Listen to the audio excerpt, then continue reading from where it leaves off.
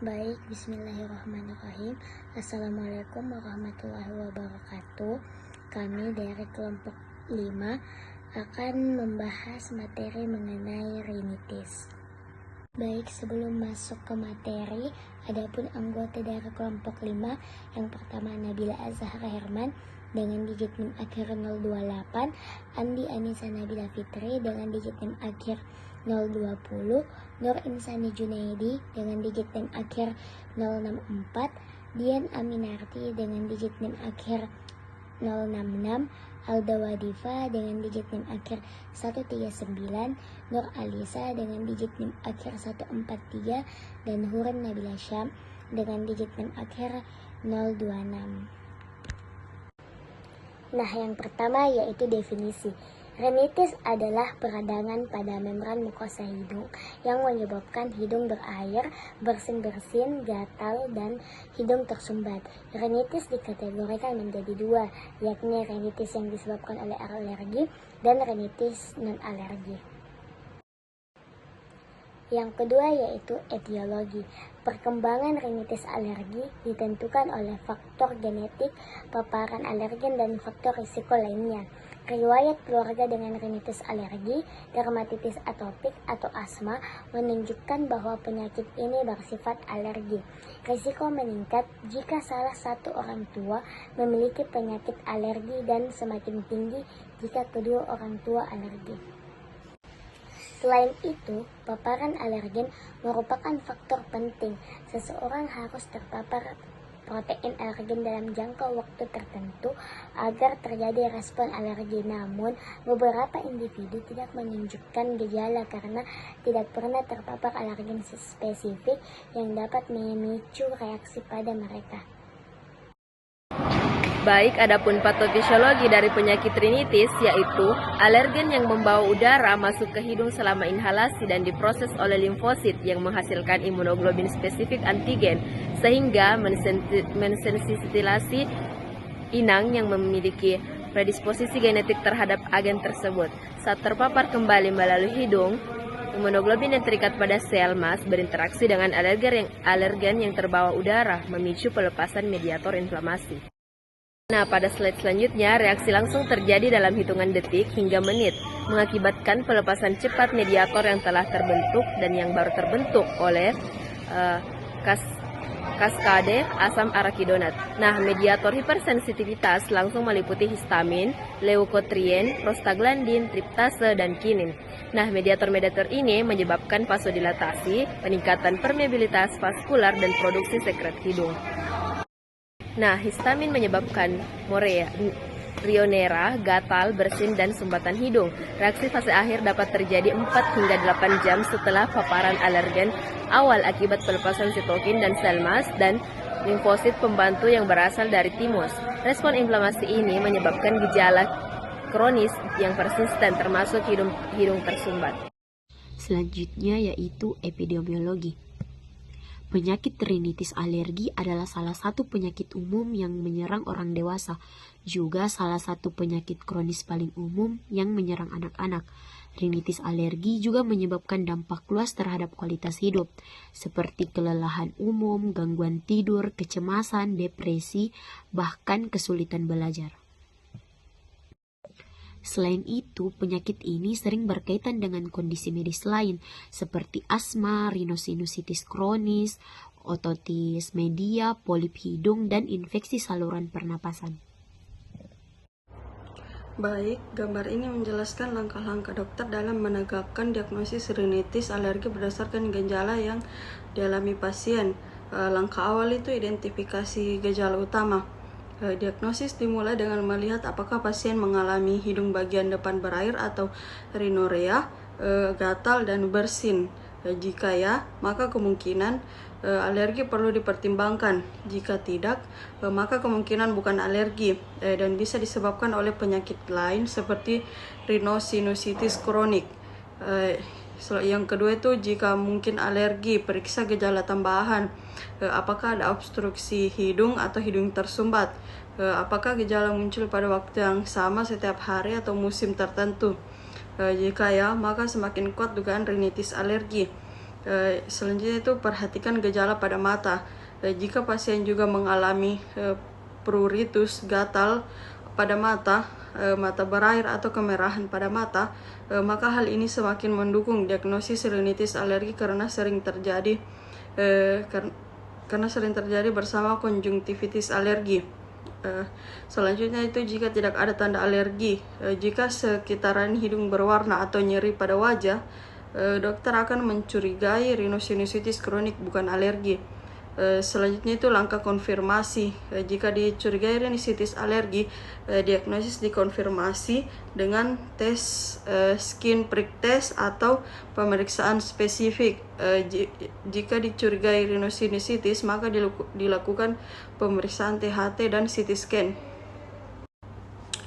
Baik, selanjutnya itu ada dosis obat untuk rinitis alergi.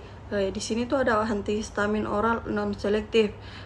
Di mana itu ada klorpeniramin dengan dosis biasa 4 mg setiap 6 jam dan 6 sampai 12 tahun itu 2 mg setiap jam. Kemudian ada maleat, dosis biasanya itu 12 mg setiap 12 jam. 2 sampai 5 tahun itu 1 mg setiap 6 jam, 6 sampai 12 tahun itu 0,67 mg setiap 12 jam. Selanjutnya ada Clemastine, dosis biasanya itu 1,34 mg setiap 8 jam. Pediatri itu 5 mg atau kilogram per hari dibagi setiap 8 jam. Selanjutnya itu ada diphenhydramin hidroklorida, dosis biasanya itu ada 25 sampai 50 mg setiap 8 jam. Pediatri itu 6 sampai 12 tahun 10 mg sekali sehari, dan 2 sampai 5 tahun itu 5 mg sekali sehari. Selanjutnya itu ada selektif perifer, contohnya itu ada loratadin, dosisnya itu 10 mg sekali sehari. Pediatri 2 sampai 11 mg. Baik, saya akan melanjutkan mengenai obat antihistamin selektif. Selanjutnya itu obat fexolenadin, dosisnya itu 60 mg 2 kali sehari atau 180 mg sekali sehari. Untuk umur 1 sampai 5 tahun, dosisnya itu 2,5 mg 2 kali sehari. Dan untuk umur 6 sampai 12 tahun, dosisnya itu 6 sampai 12 bulan, dosisnya itu 2,5 mg sekali sehari. Selanjutnya obat cotrizin, dia dosisnya itu 5 sampai 10 mg sekali sehari, dan untuk umur 6 sampai 11 tahun, dosisnya itu 2,5 mg, dan untuk umur 6 tahun sampai untuk 6 bulan sampai 5 tahun, dosisnya itu 1,25 mg. Selanjutnya obat lexocetrizine, dosisnya itu 5 mg. Adapun dalam pemberian nasal atau lewat hidung, yang pertama itu azalastin, dia itu memiliki dosis 1 sampai 2 semprotan 2 kali sehari. Untuk umur 5 sampai 11 tahun cukup 1 semprotan 2 kali sehari. Selanjutnya obat olopatadin, dosisnya itu 2 semprotan 2 kali sehari, dan untuk umur 6 sampai 11 tahun cukup 1 semprot 2 kali sehari. Dan untuk obat optalmik, dan dalam pemberian optalmik, obatnya itu bepocastin, cukup 1 semprotan 2 kali sehari. Baik, selanjutnya untuk obat dekongestan dalam pemberian oral, yang pertama pseudoephedrine, dosisnya itu 60 mg setiap 4 sampai 6 jam. Untuk umur 6 sampai 12 tahun, dosisnya itu 30 mg setiap 4 sampai 6 jam. Untuk umur 4 sampai 5 tahun, dosisnya 15 mg setiap 4 sampai 6 jam. Selanjutnya obat penieprin, dosisnya 10 sampai 20 mg setiap 4 jam. Untuk umur 6 sampai 12 tahun, dosisnya 5 mg setiap 4 jam. Untuk umur 4 sampai 6 tahun, dosisnya 2,5 mg setiap 4 jam. Selanjutnya dalam pemberian nasal atau melalui hidung, yang pertama itu obat oxymetazoline, dia itu 2 sampai 3 semprotan 2 kali sehari. Untuk umur di atas 12 tahun, yaitu menggunakan 0,25 atau 0,5% 2-3 kali sehari per 4 jam. Adapun obat penieprin dia itu cukup dia itu 2-3 semprotan setiap 4 jam. Dan untuk umur 6-12 tahun dia itu menggunakan 0,25% 2-3 semprotan setiap 4 jam. Sekian materi selanjutnya saya serahkan kepada teman kelompok saya. Baik, saya akan menjelaskan golongan obat selanjutnya, yaitu golongan nasal steroid. Yang pertama, beclomethasone dengan dosis umum dewasa 1-2 semprotan di tiap lubang hidung 1-2 kali sehari. Dengan dosis anak-anak 6-11 tahun, 1 semprotan tiap lubang hidung 2 kali per hari. Kemudian budesonide dengan dosis umum dewasa 1 semprotan tiap lubang hidung tiap hari. Dengan dosis anak-anak maksimal 4 semprotan per hari. Kemudian flunisolid dengan dosis umum dewasa 2 semprotan tiap lubang hidung 2 kali per hari. Untuk dosis anak-anak dengan umur 6-14 tahun sama seperti dosis dewasa.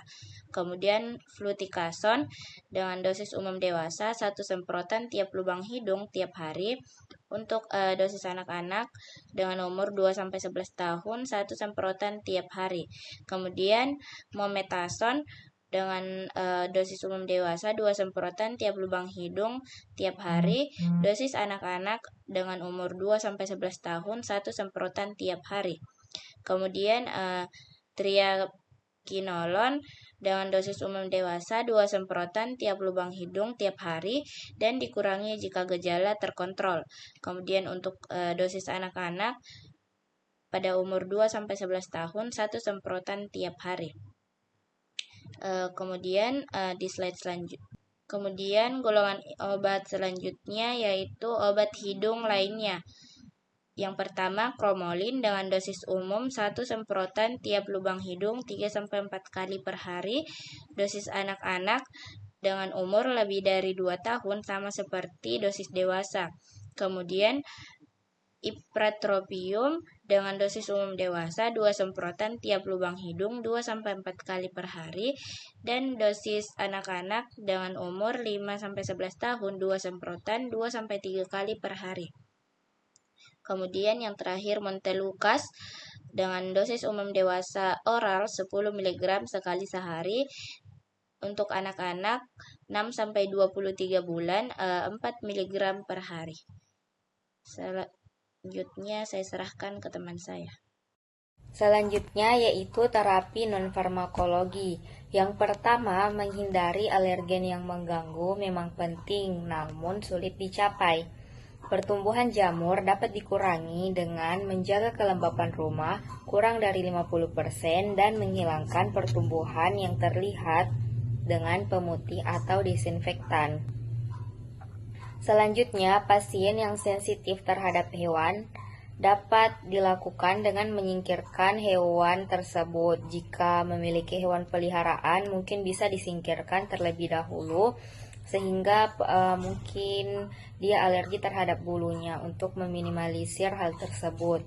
Kemudian dapat dilakukan mengurangi paparan tungau debu dengan membungkus tempat tidur dengan selimut kedap dan menyuci spray dengan air panas. Tidak banyak manfaatnya kecuali mungkin pada anak-anak.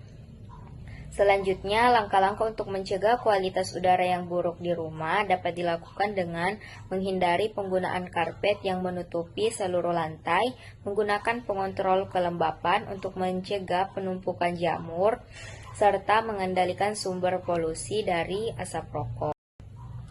Selanjutnya, pasien dengan rinitis alergi musiman harus menutup jendela dan meminimalkan waktu yang dihabiskan di luar ruangan selama waktu musim serbuk sari. Nah, masker filter juga dapat dikenakan saat berkebun. Baik, terima kasih kepada teman-teman yang telah memaparkan materinya. Sekian dari kami. Mohon maaf jika ada salah kata.